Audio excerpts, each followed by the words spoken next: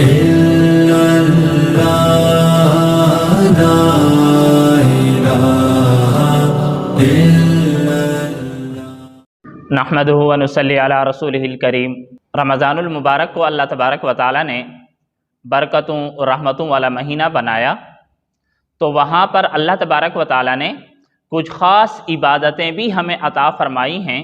کہ جن عبادتوں کے ادا کرنے سے ایک انسان اللہ کا قرب حاصل کر سکتا ہے۔ تو ان عبادتوں میں سے ایک عبادت اعتکاف کی ہے۔ اعتکاف مسجد میں اعتکاف کی نیت سے ٹھہرے رہنے کو اعتکاف کہتے ہیں۔ پھر اس اعتکاف کی 3 قسمیں ہیں۔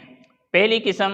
نفل اعتکاف ہے۔ وہ اعتکاف انسان پورے سال کسی بھی وقت کر سکتا ہے، اس کے لیے نہ کوئی وقت مقرر ہے اور نہ کوئی میعاد مقرر ہے اور نہ ہی اس کے لیے روزہ رکھنا ضروری ہے۔ جیسے ہی انسان عبادت کے لیے مسجد میں داخل ہو تو نیت کر لے، نویت الاعتکاف ما دمت فی المسجد، میں نے اعتکاف کی نیت کر لی جب تک کہ میں مسجد میں ہوں۔ تو اب وہ مسجد میں داخل ہونے کے بعد اپنی فرض نماز پڑھے گا، قرآن مجید کی تلاوت کرے گا یا نماز کی انتظار میں بیٹھا رہے گا، تو جہاں پر وہ دوسری عبادات کا ثواب سمیٹتے رہے گا، ساتھ میں اس اعتکاف کی نیت کرنے سے اعتکاف کا ثواب بھی ملتا رہے گا۔ اور دوسری قسم ہے اعتکاف سنت۔ یہ سنت مؤکدہ ہے اور سنت مؤکدہ علی الکفایہ ہے، یعنی سرور دو عالم صلی اللہ علیہ وسلم جب بھی رمضان المبارک کے مہینے میں مدینہ منورہ میں تشریف فرما ہوتے تو آخری عشرے کا ضرور آپ صلی اللہ علیہ وسلم اعتکاف فرمایا کرتے تھے۔ اس وجہ سے اس کو سنت مؤکدہ کہتے ہیں۔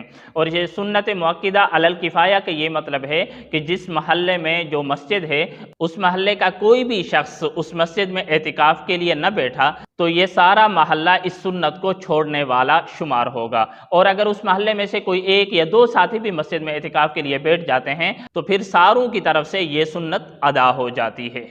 اور اس سنت اعتکاف کا جو وقت ہے وہ آخری عشرہ ہے۔ اور تیسری قسم ہے جو اعتکاف واجب ہے، وہ اعتکاف نظر بھی اس کو کہا جاتا ہے کہ کسی شخص نے نظر مانی کہ اللہ میرا فلاں کام کر دے تو انشاءاللہ میں 2 دن یا 3 دن مسجد میں اعتکاف کروں گا۔ تو اب اگر اس کا وہ کام ہو جاتا ہے یا کسی پریشانی کے دور ہونے کے ساتھ اس کو معلق کیا تھا اور اللہ تعالیٰ وہ پریشانی دور فرما دیتے ہیں تو اب اس شخص کے ذمے وہ اعتکاف کرنا اور اتنے دنوں کا اعتکاف کرنا اس پر واجب ہو جاتا ہے۔ تو اس رمضان المبارک کے مہینے میں جو اعتکاف میں بیٹھا جاتا ہے تو یہ وہ سرور دو عالم صلی اللہ علیہ وسلم کی سنت ہے جس سنت کی اتباع میں اور جس سنت کی محبت میں مسلمان مسجدوں میں اعتکاف کرتے ہیں۔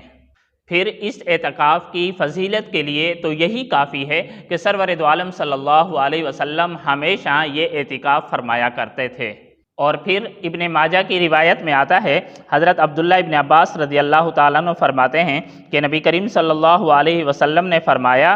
کہ معتکف گناہوں سے محفوظ رہتا ہے اور اس کے لیے نیکیاں اتنی ہی لکھی جاتی ہیں جتنی کہ کرنے والوں کے لیے۔ یعنی 2 فضیلتیں یہ بیک وقت سمیٹ رہا ہوتا ہے۔ ایک تو یہ ہے کہ یہ مسجد میں رہتے ہوئے بہت سارے گناہوں سے محفوظ ہو جاتا ہے، اور پھر مسجد میں رہتے ہوئے بہت سارے نیک کام یہ نہیں کر سکتا، جیسے نماز جنازے میں شرکت نہیں کر سکتا، کسی ضعیف مسلمان کی خدمت نہیں کر سکتا، تو یہ مسجد میں ٹھہرے ہوئے ان عبادتوں کا ثواب بھی سمیٹ رہا ہوتا ہے اور ساتھ میں گناہوں سے بھی محفوظ ہوتا ہے، اور پھر اللہ کے گھر اور اللہ کے در پر پڑا ہوتا ہے۔ اور پھر یہ تو ایک انسانوں کا بھی مزاج ہے کہ جب کوئی خطا کار دروازے پر چل کے آ جاتا ہے تو انسان اسے معاف فرما دیتے ہیں، اور پھر جب ایک انسان اللہ کے در پر چل کے آ جاتا ہے اور اس کے سامنے اپنی پیشانی ٹیک دیتا ہے اور اپنے گناہوں کا اعتراف کر لیتا ہے تو وہ بخشنے والی ذات تو بہانے ڈھونڈ رہی ہوتی ہے، پھر وہ بخشے بغیر کس طرح اس کو رخصت کرے گا۔ پھر اس مہینے میں اللہ تبارک و تعالیٰ نے ایک رات لیلۃ القدر کی بنائی ہے، اور سرور دو عالم صلی اللہ علیہ وسلم فرما رہے ہیں کہ لیلۃ القدر کی رات کو پورے مہینے میں ڈھونڈو، اور پھر اگر پورے مہینے میں طاقت نہیں رکھتے تو پھر آخری عشرے میں ڈھونڈو، اور پھر آخری عشرے میں مکمل طاقت نہیں رکھ سکتے تو اس کی طاق راتوں میں ڈھونڈو۔ تو پھر یہ شخص جب پورا عشرہ اللہ کے گھر میں ٹھہرے ہوئے ہوگا تو اس فضیلت کو بھی اپنے نام کر لیتا ہے۔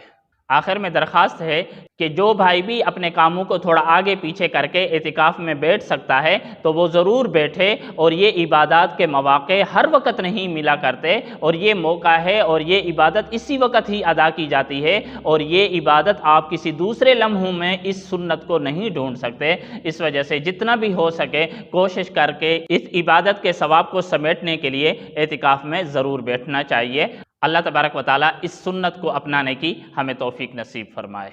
تبارك الذي نزل الفرقان على عبده ليكون للعالمين نذيرا